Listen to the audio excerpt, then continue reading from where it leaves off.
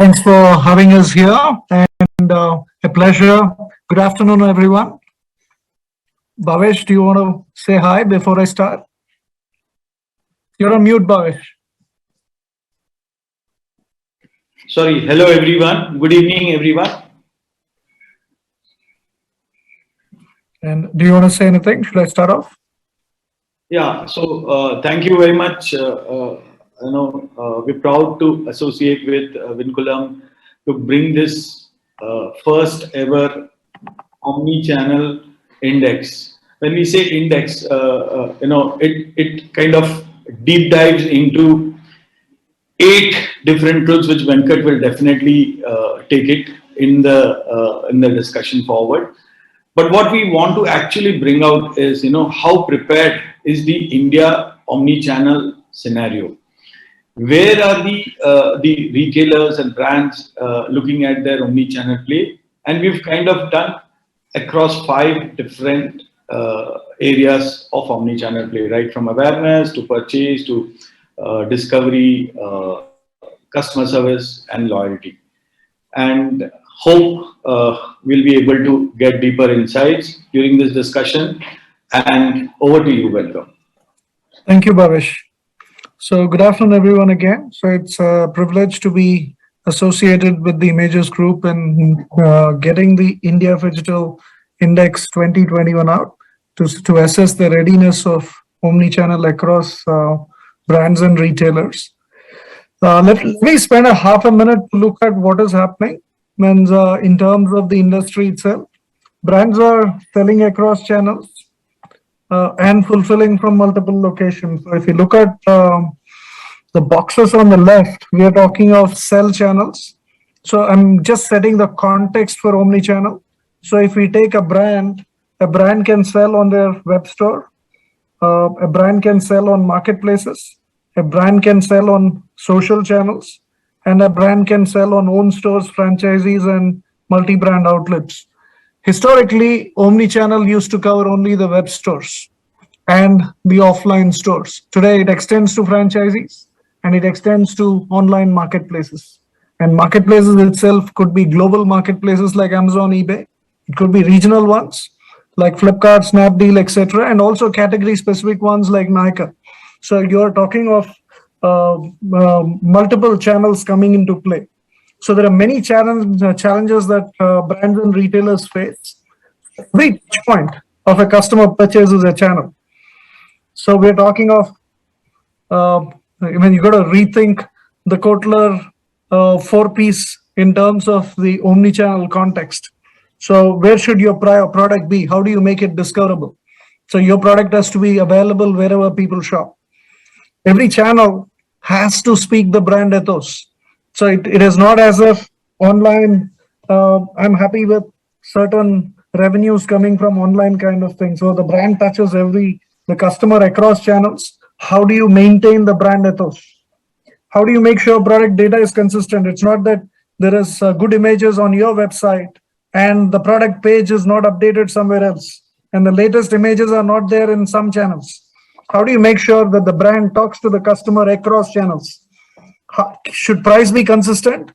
The historical view is marketplaces are cheap and only people buy cheap. Is it true? Is it the only way? Can you actually discount it in certain channels and still maintain the brand promise? Can I promote a particular channel? All these are tough questions for the brand to answer. And whether it's a retailer, whether it's a distributor, and whether it's the brand themselves, these questions and the rules of the game have to be set up upfront. The real challenges, of course, begin post-purchase. Are there ratings out there which tell you how the customer perceives the product? Has the customer got her preference in terms of, or the flexibility in terms of payment options? Are they delighted with the purchase? Today, Amazon has set a gold standard online where the UI UX is something which customers have got used to. Every retailer, every brand has to create a similar high quality experience when people are shopping online. Do you have the skills to do it? Are you able to do it? Is the experience beautiful for people? And am I giving the flexibility? Can I buy online and pick it up from store? Can I go to a store, not find the product of my choice? Can I actually extend it? Is a sales associate able to give me the options so that I'm able to buy it from wherever the product is available? Okay, it could be a different store which is called reserve and collect. It could be sent to my residence or my office location, where essentially the sales associate is able to look at the entire product set and is able to close the sale. Are these options being given? Are you flexible enough to allow return in any location? Does it extend to franchisees? Number of questions. Technology is, does it support it? Even from an online perspective, returns is a problem. Are you able to manage it well? Is your GMV badly hit? Are you able to give delightful experience to customer in terms of express fast deliveries? Can you do it same day? Months. People like me, I shop whenever I don't find something in the night. I just go into Instamart and I just place an order for a few things which I need for the next morning or late night. So can you compete with that? How do you do it? That's an experience which is fantastic. So when I say Swiggy, I'm talking of Instamart here, right? So, or a Big Basket for that matter, or a Dunzo. And Flipkart is launching a Flipkart Quick in 15 minutes. So these are all very interesting trends in the market. This is a competition. Customers have myriad choices. How are you going to give an experience which is delightful? And how do you give the ethos which are consistent across channels? And at the same time, you do it profitably. That's the challenge in front of brands. That's the challenge in front of retailers. And of course, how many of you completely mine the customer data and know who is buying what is the behavior of the customer? A lot of this has changed post-COVID. A lot of this is in terms of customer categories, in terms of people who are buying online. The old rules are all down the bucket, really. Means so that's where we are, and it's a very interesting phase. And how nimble, how fast are you to adapt, and how are you going to make sure that you are able to reach the customers? And some of the other trends is store on wheels, where if the Muhammad can't go to the mountain goes to Muhammad. We've heard that line. So that's what is happening in terms of stores on wheels. So these are all interesting trends. How do you capitalize on them? There are many brands and retailers who are our customers. Obviously, we're a leader in the space, and we work with practically every part of the ecosystem. When I look at many of the players, they're attempting to go from a single-digit digital online revenues to something like 25 to 30% in phase one, and maybe more than that in phase two. So how do you actually capitalize on this opportunity? How do you scale your revenues? Those are some of the questions. How prepared are you? Okay, so the book and the index answers how prepared is the industry, and the book focuses on different aspects of how ready you are. Means I don't want to completely reveal everything. I want you to read it. But when you look, these are the questions which are answered in the book. Okay, so when you look at the industry, omnichannel implementations, how deep are they? They're only halfway. So when you look at most players, the range is quite vast, 11 to 90%. Some people are done. If you cover being completely omnichannel, as some of the pointers I spoke about, some people are just starting and some people are in an advanced stage. But by and large, the industry is at a 47%, where they're at least thinking, have started, have doing something. There's a long way to go. Then basics need a lot of attention. Get your product data clean, get your images clean, get your digital assets in a good place so that you can easily keep data consistent and push it into any channel of your choice. You don't want to be spending and creating content again and again. You need tools which can enable you to go into any channel of your choice, whether it is marketplaces, whether it's your web store, whether it's shop and shop or offline outlets. You need to be able to get your product data there very easily, and you need to keep it consistent and clean. So there are good modules available in the market, we being one of them. So this is something which you should be looking at. and display the product price and promotion. I mean, this is something which we are doing, but there is a lot of people in the industry don't publish reviews immediately. So that's something which we are seeing. Okay, and if we go further, the returns policy, there is almost 84% of the industry don't mention a return policy on the receipts. So think about the confusion and the friction you're causing to the customers. 84% of all purchases in the industry don't have the policy explicitly mentioned. Leads to a lot of confusion. More than the confusion, leads to discontentment. You don't want that. Tomorrow is too slow. When I say tomorrow is too slow, I'm talking of deliveries. So you don't want, if there is an option for immediate delivery, you should be able to give it. That's not an option given by most people. And the policies are not very customer centric in terms of returns. There is no exclusive pickup points. There is no prioritized delivery for loyal members for many of the people in the industry. We're talking of the interview which is done by Fidgets has been done across 250 plus brands and retailers. So it's a good number in the market. So when you look at these percentages are not very customer centric. And again, very interestingly, there are no incentives for program signups. Many people don't offer a loyalty program. So these are, and this makes it, you're wasting a gold mine. You have to mine your customer data. Click and collect and other features like I spoke, reserve and collect, return anywhere, close the sale, endless aisle, store on wheels. All of these are, means in terms of information and in terms of lapping on the opportunity, it's not very high in the industry. And 35% don't offer click and collect. The product page doesn't talk about it, and even if it does, you don't have flexibility in terms of payment options. So no wonder that those numbers, there is a lot left on the table in terms of what you can do. And make sure product information is very clearly mentioned in terms of policies, in terms of the quality of content. So I touched upon this already. I'm not going to talk about each of these. Please read the book. And without much ado, I'll then move into introducing. We got a high panel here. Wish, I'm going to request you to introduce, if you don't mind, and usher in the people. Okay. Do you want to add to anything I said, Bhavesh?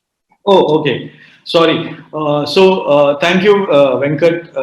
It's been, last 1.5, 2 months of great deep learning of the India omnichannel scenario, which what Venkat presented.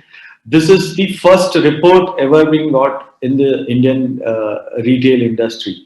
Like I said earlier, the idea was to understand, the word around omnichannel has been hyped so much in the last 5-6 years. And I know a lot of brands have been working towards that journey of making it 100% omnichannel. Quite a few brands from our research have done a lot of work in this area, and not taking any names here, but many of them have worked really hard. Omnichannel is a long drawn process. How soon, how early, it all depends on the mindset of the organization and how do we want to make this happen. And it's very much essential in today's world when everybody is digitally connected to get into this path. And we are happy as Images Group, we are happy to kind of launch this along with Vinculum. Vinculum has been the foremost enabler of omnichannel play in India with, I think, more than what we've covered in this book, the kind of solutions they've been offering to various brands. Happy to partner with Vinculum and bring out more such additions in future. Thank you, Venkat. Thank you very much. And it's a privilege to work with Images Group and Fidgets. And so let's call in the panelists. I think 2 of the panelists will join a little bit later. But let me first call in. Sorry, Bhavesh, you were saying something? I said, let's start the discussion on this. We'll start. Yeah. So let me usher in first Mr. Ranjan Sharma, who is the CIO and Head of Supply Chain, Captive E-commerce and Quality Assurance for Bestseller. Mr. Ranjan, you can unmute yourself and just say hi. It's a privilege to have you on the panel. Hey, good afternoon, everyone, and thank you, Venkat, for welcoming in. Hi, Ranjan. Thank you for joining. Thanks for joining in. And we have Mr. Satish Panchbakesan, Senior Vice President and Chief Information Officer for Urban Fashions. Mr. Satish. Hello, Venkat. Thanks for having me on the session. I look forward to some interesting discussions. Privilege to have you here, sir. Thank you for joining in. And Anil and Sunil will be joining us later. Is that correct? So we'll first start off with Mr. Ranjan and Mr. Satish. Mr. Satish, I'm going to go first. We're going to just do a quick round of introductions, if that's okay. You could go first in terms of explaining about yourself, your background, and also in terms of Urban Fashions, you could just briefly cover. Means not that anyone doesn't know Bestseller or Urban Fashions, but I'm just saying give us a ringside view of where you are and what are the next plans, kind of thing, right? At least it sets the context. Sure. So thanks, Venkat, and Images Group, for having having me on this panel discussion. I think it's really been an exciting time over the past 20 months, pretty much the time I've been with Urban Fashions, where we've really, reimagined and, restarted in many ways and reset in many ways, our whole, brand journey, our customer journey, as well as, our people journey, right? So, every aspect of the enterprise has been touched, through the pandemic over the last 18 odd months. Pretty much the time that I've spent in the company, before which I spent about 20 odd years in the consulting industry, and then before which I started my career with Unilever, right? So that's in a sense, what really has taken us to this point is something which is going to be, I would say, pivotal to what we will do, in the next few years to come. So in terms of a broader strategy, we have, focused a high conviction brand strategy over the next few years, where we are going to rejuvenate our growth on certain portfolio of brands, which are essentially, the best in the market, the leaders in the market, as well as profitable for us as an enterprise. And then we have significantly, scaled up our commerce operations through the pandemic, be it the lockdown 1 or lockdown 2. So from what it used to be typically, low to mid single digit prior to the pandemic, we are now clocking somewhere in the 35 to 36%, as we reported in our Q1 report, in May this year, and so I think, sorry, in July this year. So it's a significant step up from where we were as far as the Omni play is concerned, and happy to share the rest of the details as part of the conversation. Awesome. So I actually pegged the number lower than what you're saying, sir. I said 30%. So you're already at 36%. But phase 2, definitely people are attempting 50 to 60%. So you're obviously one of the 4 leaders there in terms of moving it. It'll be Very interesting likely. to see how things will happen there. Fingers crossed. Yeah. And Mr. Ranjan, likewise, if you can just explain, your journey so far and what you're doing in Bestseller, and how has been the pandemic to Bestseller? What have you been able to transform?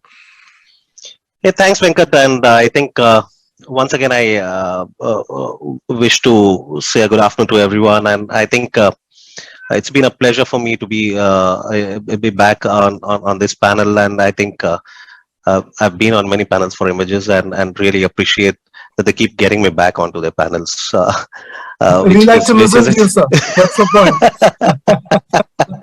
Yeah, giving a background to what bestseller is. Many people who would not know about bestseller. We have a bunch of brands that we own. We are a Danish fashion retailer across multiple countries across the globe, and in India we've been almost there for about 12 odd years, and we have some interesting and fascinating brands with the Right. names of Jack and Jones, Veremoda, Only, and Selected are four key brands that we have in the market. We are launching a few more brands as we go, and we've already launched one more brand earlier this year, and we are adding a few more brands subsequently as well. So we are primarily a fashion retailer with a lot of stores of our own, some franchisee stores across different marketplaces, across large departmental stores. So more than available, more than in around more than 100 odd cities is where we are physically available. And going beyond that, we are available with the likes of Myntra, Flipkart, Amazon, Agio, and also a very, very strong uh, push from our own e-commerce, from our own brand stores, uh, which is growing almost at 100% year on year for the last about 3 years, and we intend to keep it doing the same way. And omnichannel in the last couple of years is something which has shaped up very, very differently. Though omnichannel has been talked about for a lot many more years, and at one point of time we started feeling that it's more of an abused word than anything else. But now we suddenly start realizing that yes, there exactly, or there really is a play for overall omni-channel, and retailers and brands are moving in the right direction along with the customers who are also keen, because they're more than happy to move seamlessly across different channels, and not be restricted to a specific channel, and engage in different ways. And though it might not be a very seamless journey for many of us in the omni channel play, but still customers have been really, really patient enough to be able to explore across the channels and see the benefits as we keep learning and evolving around it. Fantastic. No, that's awesome. And also 100% year on year on brand stores is like super. Fantastic. Congratulations, sir, for that beautiful performance. Now, and most of you know me, Venkat. I spoke a little bit, founder, CEO of WinClub. We're a software player in omnichannel retailing. So we work with both with traditional brands and D2C brands, just for an introduction. And we also are creating an ecosystem across countries so that brands can easily scale internationally as well, using both the platform and the ecosystem. Now, when we come here, let's start with some very basics. And yeah, please feel free. So, Mr. Satish and Mr. Ranjan, either of you, please jump in and answer. From your definitions, right? Omnichannel includes marketplaces in terms of experience. Yes, it does. Same with you, Satish? It does, yeah. Okay, basic questions, right? Okay, so we are seeing D2C brands disrupting companies and brands across categories. So what are your thoughts about D2C brands in the fashion space? Both of you are primarily in fashion, so I'll stick to that for now till of course, means even when Sunil comes, it's a different area of fashion, but still, means let's look at what you are seeing. Means D2C brands are disrupting the space. There are the likes of Mama Earth who are coming and scaling business in a big way. Now, are they competition? How do you differentiate yourself, or you don't care? Means there is a big play for everyone. What are your thoughts? Maybe I'll start with it, and then Satish can keep adding that. Right. I think yes, it's become a fascinating journey for a lot of D2C players, and a lot of D2C brands are getting established as we speak. Especially in the last couple of years, or last 2 to 3 years, is what we've seen, especially in the fashion space. But I think we still are very, very happy in the way how we have been performing in our offline stores, as well as taking our brands digital and giving a seamless journey. Because I think what is also important is to re-establish and re-emphasize the brands into the minds of the consumers, be always at the top of the mind, and not bring in the consumers into the D2C space primarily from a price perspective, but also the brand experience perspective. And we very, very strongly feel as bestseller that the real experience for a customer when he wants to buy a fashion is there in the stores.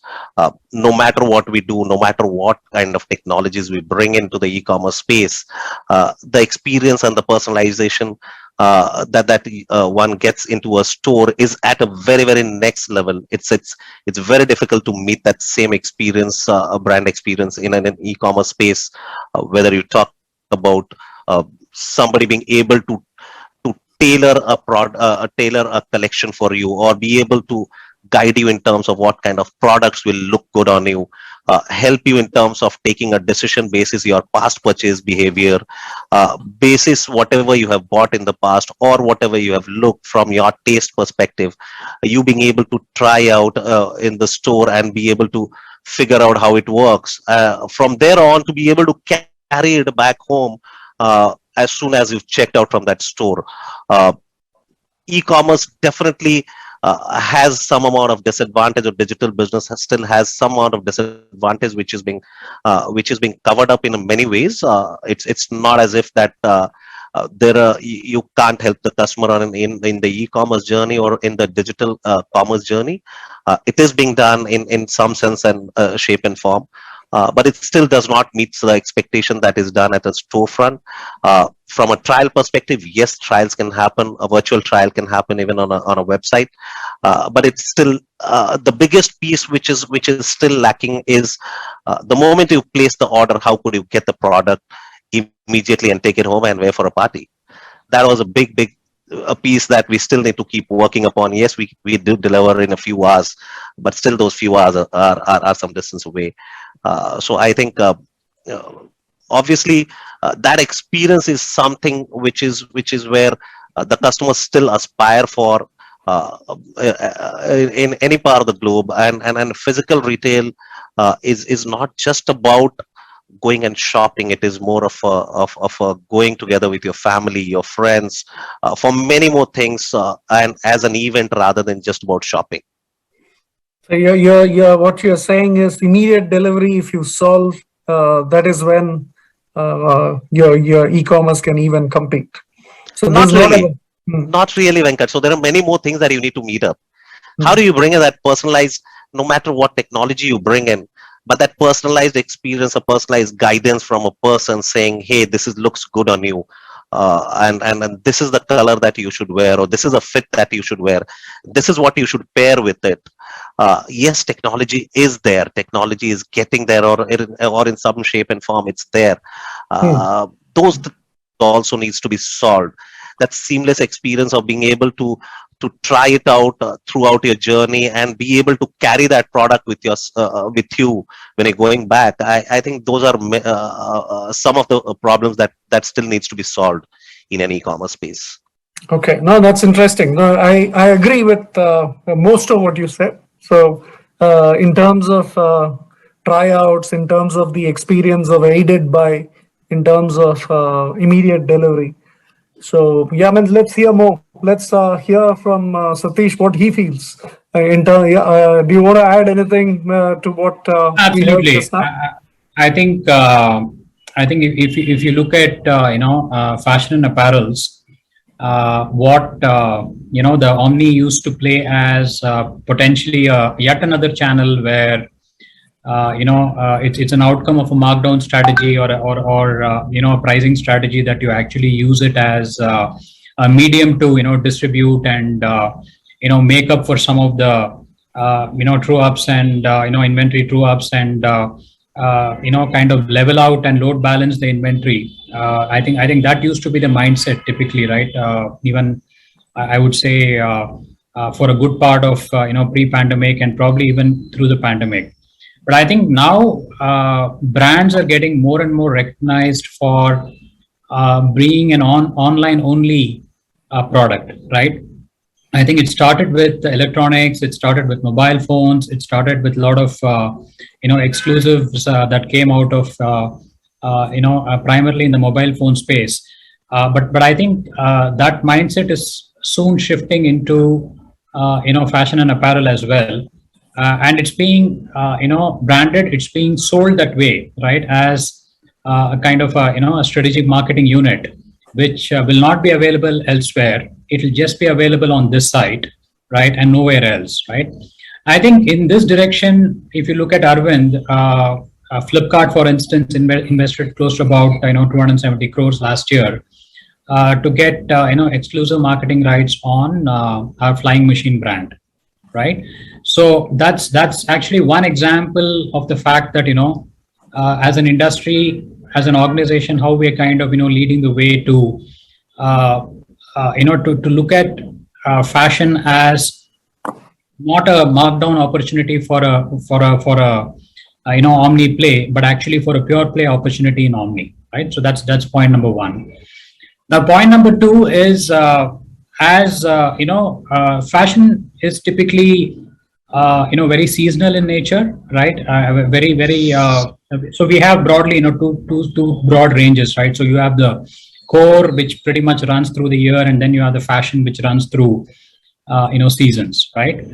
I think what's happening is your ability to actually take seasonal replenishes, through the online marketplace is going to be much more accelerated, because core is something which we were already good at, because the replenishments are fairly straightforward in terms of the rate of sale versus what type of projections you have in the market, and what type of demand you can forecast, and how accurately you can get the core. You could actually do a pretty good job there. Now the whole concept is actually getting shifted to seasons, and here we are talking about seasons not in the old context of maybe a 6-month season or something like that, but can we really shrink it down to say a 4-week, 6-week kind of a season, right? Where we look at some specials, and then we kind of have the platform and the fabric engineering going behind it as technology develops, so that we are able to be far more fast, a lot more agile in our supply chains, to either decide that you need to continue for another 4-6 weeks, or you kind of retire the product and you go to the next lease of the product life cycle. So I think both these opportunities, right, both the online for online opportunity as well as exploiting the season, right, both these are actually taking a good amount of convergence in the fashion space.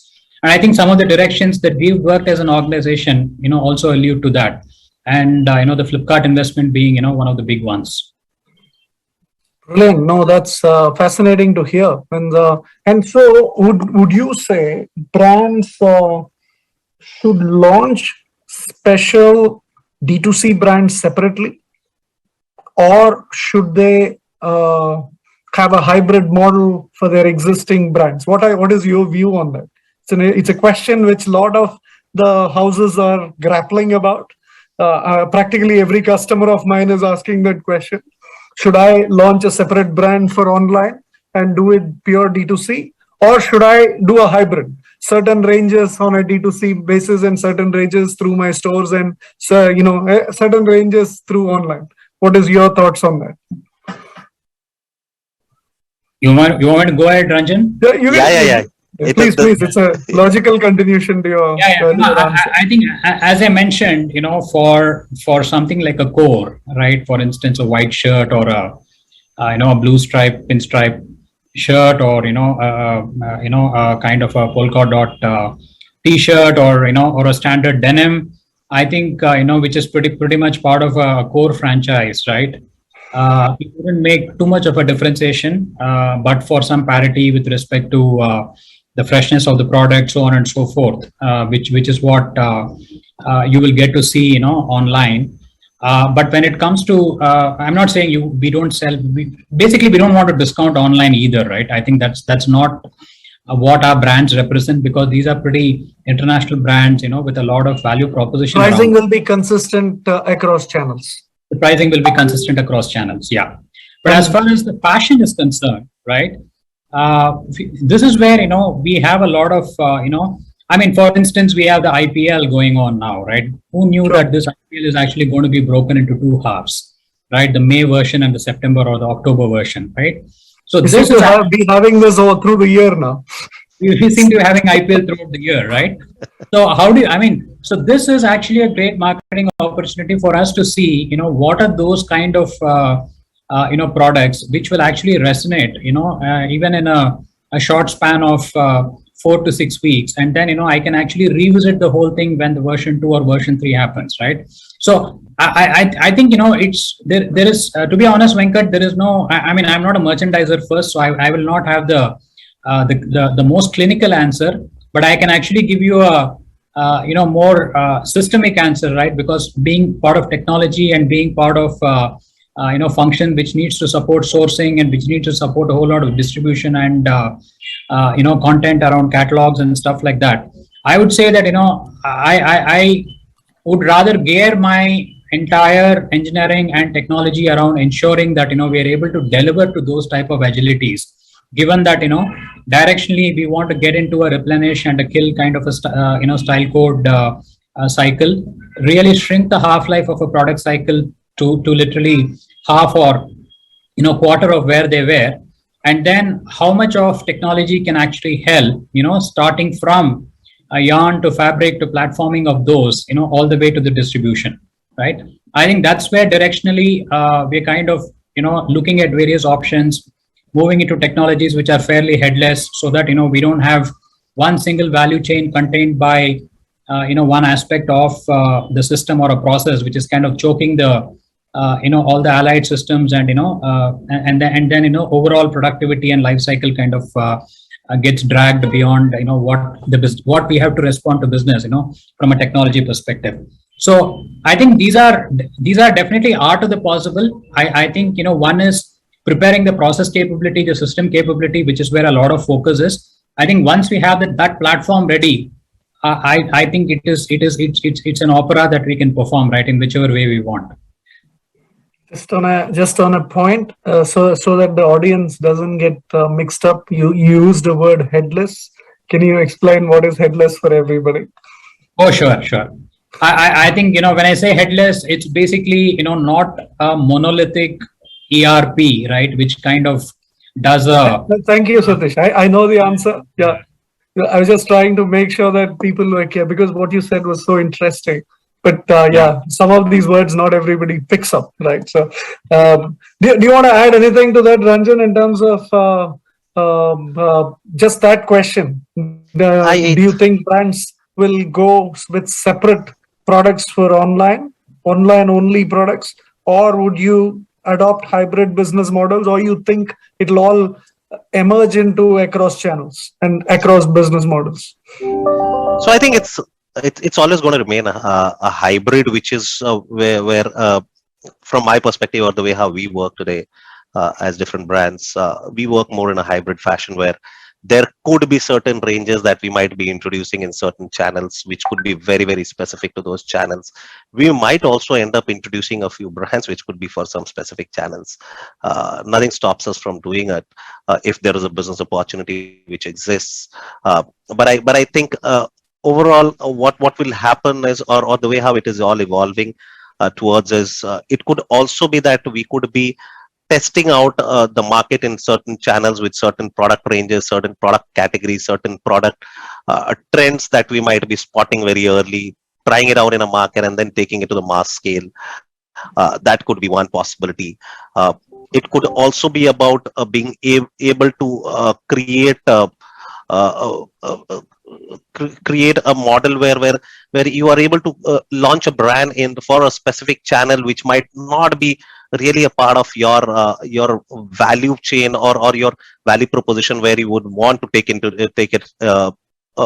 So maybe we launch a brand which is which is only there for an online or an e-commerce or a digital business, rather than going and opening up stores for it. Or maybe we could create a brand where we start with an omnichannel or an e-commerce space, and then take it to our stores once we have established the brand. Because what we also need to be very, very aware of is, any brand that you create, there is also a lot of trust factor that you need to create with the consumer. The customer needs to resonate that brand. They need to identify themselves with the brand. It's not about saying that they need to be loyal to the brand, because in fashion space, I really don't say, I don't know what loyalty means. No customer is going to stick to a brand for sure until and unless you keep delivering value day in and day out. But then uh, the customer being able to identify that brand in terms of the products, in terms of the trust, in terms of the fabric, in terms of the sizing, the material, everything that is going to come back to them from whichever channel they buy from, so that they don't need to worry in terms of the fit, they don't need to worry in terms of the sizing and all of that. And if you make it available across channels, you would keep price consistent, just like what Satish said, or how do you people think? Price consistency is a very, very difficult aspect in today's world, Venkat, with different channels having their own peaks and So imagine. you promote channels, but by and large, that's how you would approach it. No, so by and large, there is only one thing that is going to be consistent across all channels is the MRP and not the selling price, because different channels Okay. will have their own events, and each event might have different demands basis which the pricing So you could want be different, you and want that's a customers possibility. to shop across channels for you and find what they like. Got it. No, I'm just trying to understand. Okay, so Yeah. means there's not a single strategy for everyone, right? I'm just trying to cover the 4 Ps. That's all I'm trying No. to So say. Okay. the ideal scenario would have been having the price consistency as you talk about, but then the different needs of different channels could be different at different stages, and And it is each of them have their own nuances. and do you offer endless aisle in your stores? In Yeah. terms of you offer endless aisle in your stores, okay? Yes, And yes. obviously, I would think so. Satish, the answer is yes for that from your side also. Sorry, there was a bit of a blip in the voice. Can you come back, Venkat? No, What was the question? I'm just saying. Do you offer endless aisle as a service in your stores? Do you allow customers to look at your catalog and buy even if a Yes. product is not there in the store? Absolutely, absolutely. So endless aisles is very integral to the showrooming aspect within the store, because we always think that there is though our exclusive outlets have a standard size fit ratio, which most of them as avid shoppers would know what size fit actually they belong to. But sometimes, giving that opportunity to do to do a little more, mining of the depth, and then that's where endless aisles really help, and that's integral to our stores. Awesome. So, and do you at this point in your stores offer click and collect in terms of buying online and picking up from the store or having it shipped from the store? Is that a feature enabled already? Do you see? So Absolutely. go for it. And do you want to touch on some of the flexibilities and conveniences that you're offering on the omnichannel journey? Yeah, sure. See, let's look at it this way, right? We have close to about 850 plus exclusive and franchise outlets, right? So essentially, our inventory is out there in the field, right? It's not stocked up in the warehouse, right? So just from a fulfillment perspective, our tech stack and our process is really wired to fulfill a vast majority of the orders from the store, right? Having said that, we do have significant third-party capability which work as a back-to-back platform with our own warehouses where we have flexibility to move in and move out stocks physically at basis some of the rush orders and basis some of the EOSs or any other special activities or events that happen in the market, right? So we prudently use the combination of both. But given that our inventory is out there, spread across the 800 plus stores that we have, store fulfillment is a very integral part of our whole e-commerce fulfillment strategy. And this means technology, this means training for the people on the ground. This also means training the logistics players and employees in the warehouses. So how easy or tough was the journey, and what maybe if you were to spend 30 seconds to explain what you did? I think the most important thing is the incentive for the store to actually, do this for the omni-channel, right? Because they're going to spend their, vital time in not probably, of course, during the pandemic, it's a different scenario, but pre-pandemic and, coming hopefully the normal days, it's going to take a significant amount of, the store associate bandwidth to just ensure that, they give the due attention for the store fulfillment, and incentivizing them in terms of, sales numbers and all of that is equally important. Apart from the softer aspects that you mentioned, right? Training and enablement through technology, so on and so forth. Very So- fascinating, because when we looked at it, I'm talking of a slightly different journey. Post-COVID, we kind of created a dashboard with ability to create incentives and show what money people have made across even the franchisees. That increased adoption for some of our customers. So, which is exactly what you're talking about. So it's quite fascinating. So, Ranjan, we don't have time, so I'm going to ask you to have the final word. If there are 3 learnings that you're going to tell people who are in various stages of omnichannel, what should they do? I think the first thing, very important aspect of running omnichannel is bringing your store employees into this journey, which is breaking the barrier that the sale doesn't belongs to them. At the end of the day, the store belongs to the organization or the brand. And many a times that's the biggest barrier, which Satish said, by incentivizing them, you actually bring them on board in terms of saying how would they need to and why would they need to fulfill that. What do they get out of it? The second important aspect is about we all have different systems at different maturity levels sitting there, and multiple systems actually come together to be able to deliver this journey. I think we'll have to have that patience to be able to bring them seamlessly and walk through them, be able to visualize the overall journey for our customer, and not jump upon trying to do everything at the same time, because it is a journey. Everything cannot be done overnight. I think we've all learned the hard way, and we're still learning it. We've not perfected this art. We're still into that journey.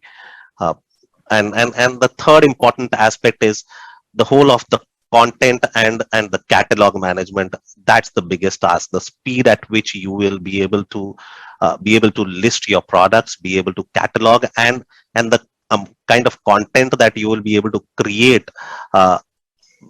Be rest assured that this content is not just being leveraged by the customer alone. This content is also being leveraged by the store employees for different purposes. The image shots that you do, or the stylized shots, that especially we do stylized shots, a lot of stylized shots for our products. Those stylized shots, you might be surprised the way how your stores might be using those stylized shots to be able to cross-sell and upsell in the store physically to the consumer. Awesome. No, that's fantastic. In fact, the listing aspect of it, Arvind, we are privileged to have them use our solution, but I still would like one more word there from Satish. Anything more than these 3 points? One last learning for everyone, and we close. No, I think you will have to make your inventory discoverable, right? I think that's the most important thing, because end of the day, absolutely, everything that Ranjan mentioned is spot on. But if you have, at least in the context of Indian distribution and trade and exclusive channel outlets and online and liquidation and whatnot, right? If you don't have a system which does an inventory discoverability down to the point of finding out its age, finding out what the potential pricing and markdown profile would be. I think we would have probably done 2 or 3 wrong decisions, right? So either you had a wrong ATP, or you sold a product at a significant discount, or you sold a product at probably a wrong price, right? In which case, anyway, you lose the customer trust. So I think triangulating the location of the inventory, triangulating it with the age of the inventory and corresponding COGS and the price, would be absolutely important to actually make this really work. Thank you. I've got to stop, unfortunately. I can keep going, but thank you for both you gentlemen sharing your insights. So those were the 4 things. How do you list your products and make it easy and use it across channels? How do you make your inventory discoverable? How do you manage different systems and make them seamless? And how do you bring store employees into the journey? Those were the 4 points which the experts identified. Thank you for having me here, Bhavesh. Back to you. Thank you, Venkat. Appreciate it. Thank you, Venkat. Thanks a lot. Thank you, Satish.